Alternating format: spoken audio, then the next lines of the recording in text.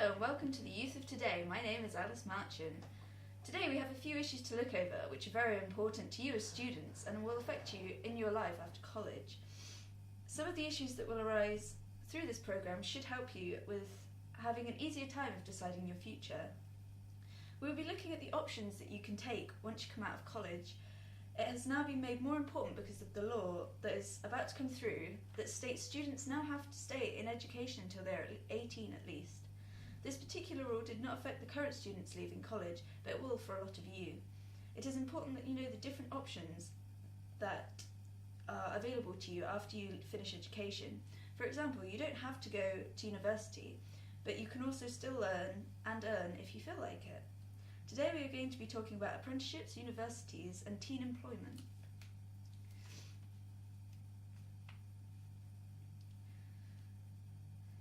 So this shows that students that leave college and join apprenticeships are 53% happier than students that join university. Students that attend university lack the practical skills that you would learn in an apprenticeship, so it's 5% harder for them to find employment 6 months after they finish their university course. Once in employment, university graduates earn more money than apprenticeships once in a career. However, there are high university fees, and with an apprenticeship, you earn while you earn. Government funding has increased for apprenticeships, whereas there have been a lot of cuts to university funding. So today's first guest is current college student at the Henley College. He has chosen to go down the route of apprenticeships. So please welcome Ian.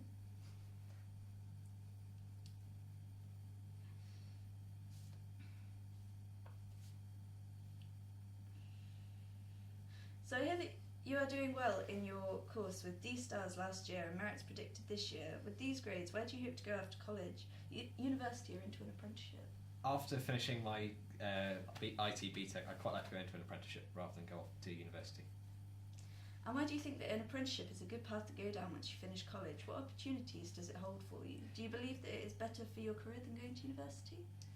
Honestly, I personally believe that going into an apprenticeship is better than going to university because you get on-the-job experience, whereas if you go to university, you're perhaps sat in front of a teacher or a lecturer for 3 hours solid a day. Whereas if you go into an apprenticeship, you're more hands-on, you're learning while you're earning, and therefore you're learning the skills for a specific job inside some of the world's biggest companies. Yeah. Apple prides itself on being one of the best technological companies in the business. But what companies would you like to train to specialise yourself in? I'd quite like to specialise myself in Cisco networking, Microsoft or BSkyB as massive IT. Not just IT companies, but they're massive companies in general with massive IT departments, so you can learn an awful lot of skills to get you into some of the biggest companies in the world. Nice. So what ultimately do you think are the benefits of choosing an apprenticeship over a university course? Some of the advantages of going into an apprenticeship is the fact that instead of spending all your money while you're at university, you're actually earning money as well as working. So you get the opportunity to earn money and learn skills rather than sitting at university and spending all your money going out socialising and drinking. And you also get the chance to get your foot in the door of some of the world's biggest companies rather than trying to queue up with everybody else. Yeah. An apprenticeship is obviously something that is right for you, but what advice would you give to other people looking for apprenticeships? Are grades as important as they are for university, and do you believe that there are any drawbacks to apprenticeships? Grades are very important to get into apprenticeships. You need C in both GCSE English and GCSE Maths, so if you haven't got those, it becomes an awful struggle to get in. Look early is a big bit of advice I give people. Make sure you start looking early and start talking to companies, finding out when their apprenticeship scheme opens, how many people they take on, what they're looking for, and really then just keep nagging people. It might seem harsh at the time, and they will get annoyed at you, but at the end of the day, it's your future. And it shows that you're dedicated as well. Yeah. That's some wise advice. To wrap this up then, what would your dream job be in the future, and how easy do you think that will be to achieve? My overall dream job would be to be a big CEO of a big IT company, but if I'm thinking more realistically, IT support or just being able to help people within an IT department within a business would be amazing. Okay, well thank you for that insight. I hope that you have a nice time on the show today, and maybe see you again on the show in the near future. And good luck. Thank you. Earlier on, Rianne went to town to get some information about universities from an expert. That expert is hoping to go to university within the next few months. So let's take a look at that interview.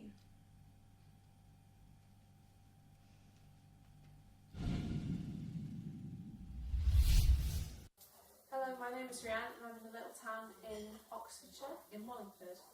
So we'll be talking to our next guest, Julia. She's an A-level student at the Henley College. She's going to be talking to us today about universities, but before we have a few facts and figures about university.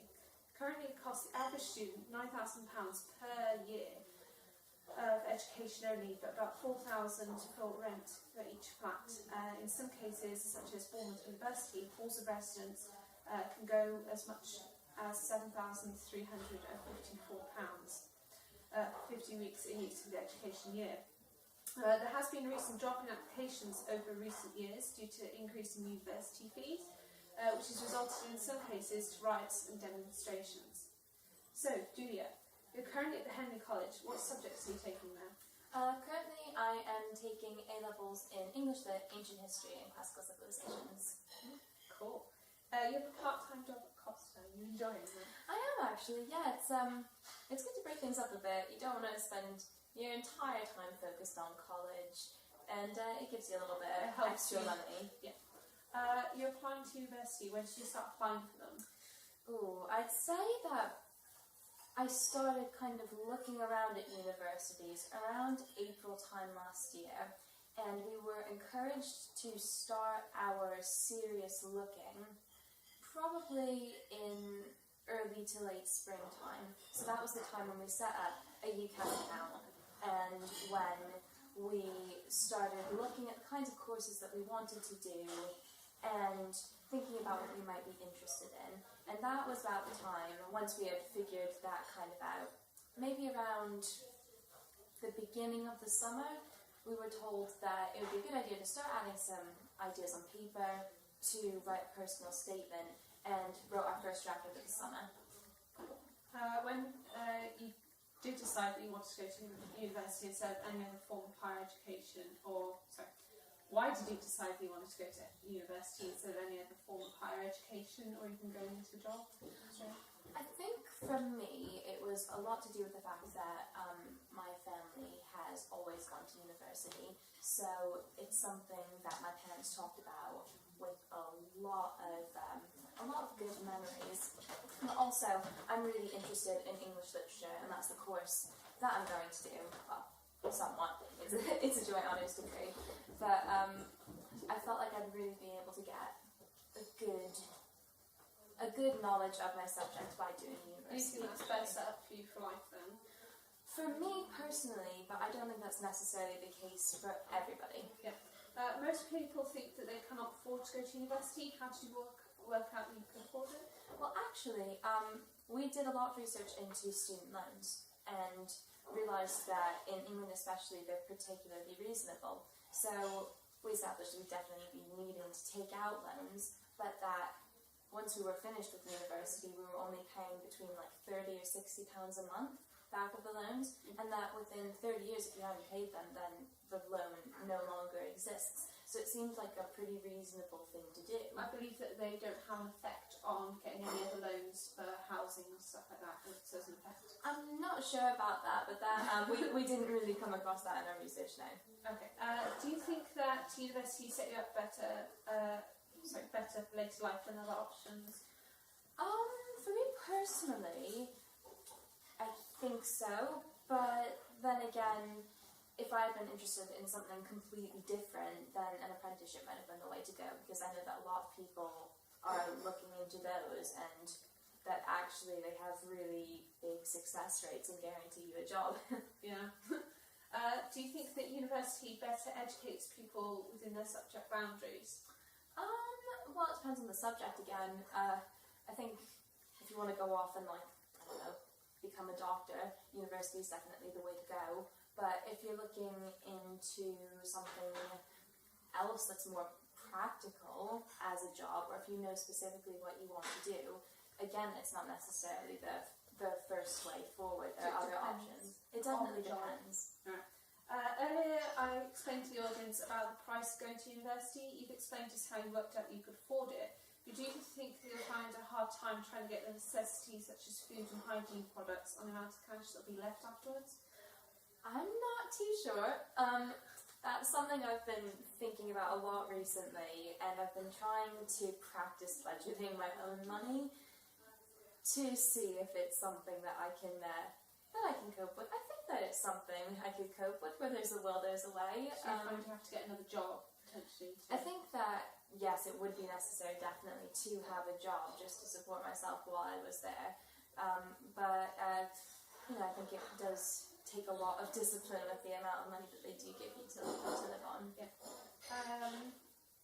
Are you looking forward to the next stage in online thing? Yeah, I can't wait. I'm really looking forward to it. I think that it'll really give you a good sense of independence. It's the first time I'm living away from home, so it's a little scary, but at the same time, really exciting. So it sets her up well for later life then? I think so. Yeah. I hope so. Thank you, Julia. So it's clear to us that universities can be a better option for different people compared to others, and that it's affordable. So it's affordable too, unlike what other people may think. Now back to the studio.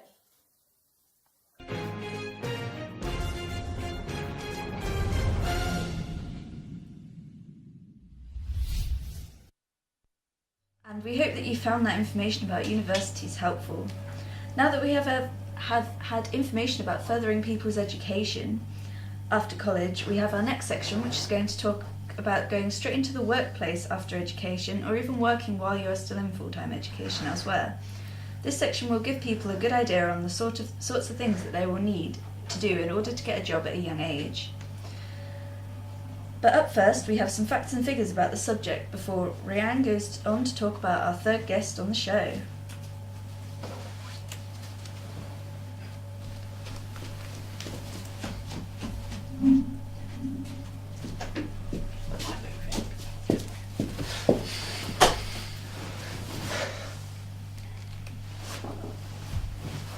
So this shows us that about 740,000 people between the ages of 16 and 24 were unemployed at the end of last year.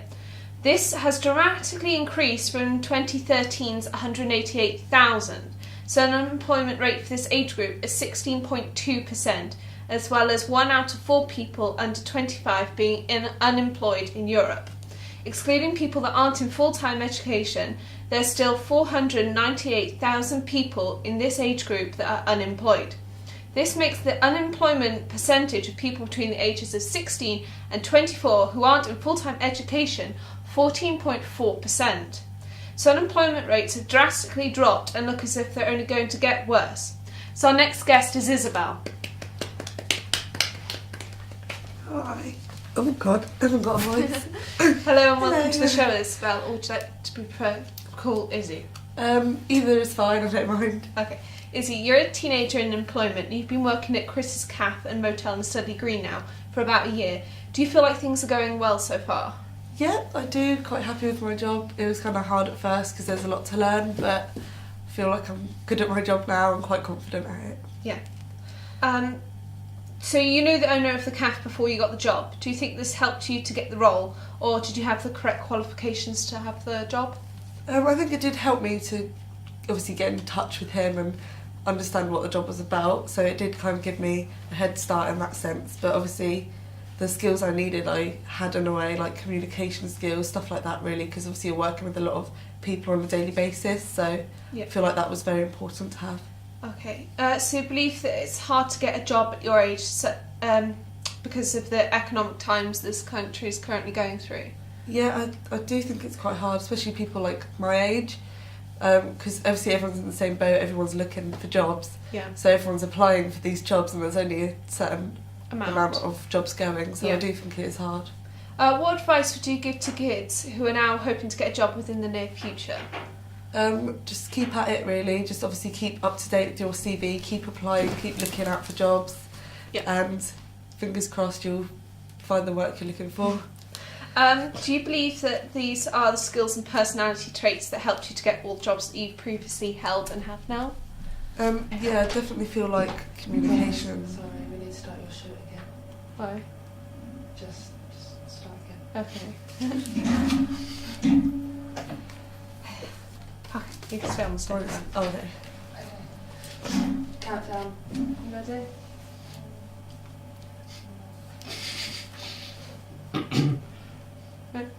So this shows us that 740,000 people between the ages of 16 and 24 were unemployed at the end of last year.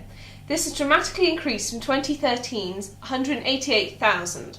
So unemployment rate at this age group is 16.2%, as well as 1 out of 4 people under 25 being unemployed in Europe. Excluding people that aren't in full-time education, there is still 498,000 people in this age group that are unemployed.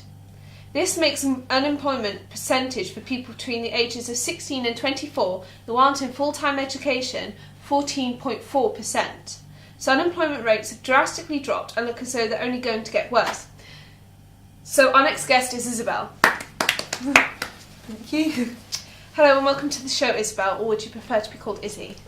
Either's fine, but I prefer Izzy, to be honest. Okay, Izzy, you're a teenager in employment and you've been working at Chris's Cafe and Motel now in Studley Green for about a year. Do you feel like things are going well so far? Yeah, I do. It was a lot of hard work at first. There was a lot to learn, but I feel like I've got a hang of it now, and yeah, it's going all right. So you knew the owner of Chris's Cafe before you got the job. Do you think this helped you to get the job, or did you have the correct qualifications to get the job? I think it definitely gave me a head start, like, you know, for knowing what the job was about and, you know, understanding the job a bit more. But I think the main skills was like communication skills, obviously working with people, and I feel like I had that, so that was important. Do you believe that it's hard to get a job at an age such as yours, considering these economic times that the country is currently going through? I think it is tricky because there's a lot of people out there looking for jobs, and so obviously everyone's looking for and everyone's applying for the same job, so there is a lot of competition, and I do feel like it's definitely harder. Yeah. What advice would you give to kids now who are hoping to get a job within the near future? Just keep at it, keep constantly updating your CV, applying for more jobs. Anywhere you see chance of getting work experience, go for it, and obviously keep on the ball. Yeah. Keep on top of things. Do you believe that these are skills and personality traits that helped you to get all the jobs that you've previously held and have now? Yeah, definitely. I think you just need to be, like I say, on the ball. Make sure you know what you're doing. Obviously, if you have interviews or anything, always be on time, smartly dressed, just things like that. Just really good communication skills, be friendly, polite, all this common knowledge, really. Yeah. Do all your friends have jobs? Do they have a hard time getting them? Are they similar to yours? A few are similar, as in they work in like pubs and cafes, like food Joints. job. Yeah. Some people work in bigger companies, such as supermarkets. I feel like they all had, similar amount of hard time trying to find the jobs. Yeah. Because they were just applying and they couldn't find any, but when they finally found the jobs, they've stuck at it, so that's good. So earlier you said to us that you believed retail was a typical job for your age group. Can you explain to us why you feel that this is the way? I just feel because I think when you're you go to town with your mates, you might just pop your CV in. It's probably easier to apply for that type of job as well, instead of looking at like independent shops or cafes. I think it's more easier to apply for it, and I just feel it appeals more to a younger audience. Yeah. Do you think that having a job at a young age can benefit a person, or do you think that it can have repercussions on their education? I think a bit of both, really. I think it can benefit them because the skills they learn, they will probably need that in future jobs. However, for me, definitely, I found it's made it really hard for me to balance college work as well. Like, I don't really have time to do my college work, and obviously that's quite bad, and I don't want to fall behind, so yeah. Yeah, so you think that it could add pressure to a child's life to have to earn money just so they can go out on the weekend? Yeah, I think it can add a bit of pressure. Obviously, if you've got college, or if you're in school or something like that, it definitely does kind of set you behind a bit because you don't have enough time to keep up with your work. Yeah. So yeah, I think it is a bit of pressure for younger people. Do you think that this can help them for later life because they're learning skills from a young age, so when they grow up they know exactly what they need to do within the workplace? Yeah, I think that is important. Learn those skills when you're young, and then you'll have those skills with you forever. Yeah. So obviously that will help you for any other job that you're looking for. It's more things to put on your CV, more things to say that you've done. And finally, what's the weirdest job that you've currently held? Well, it was last December when I worked as a elf in a Christmas grotto. So that was really fun. Yeah. Okay. Well, thank you, Essie, for talking to us today. I believe that with your information, you've just helped a lot of people with their decisions at their age group. Thank you. She's supposed to come in.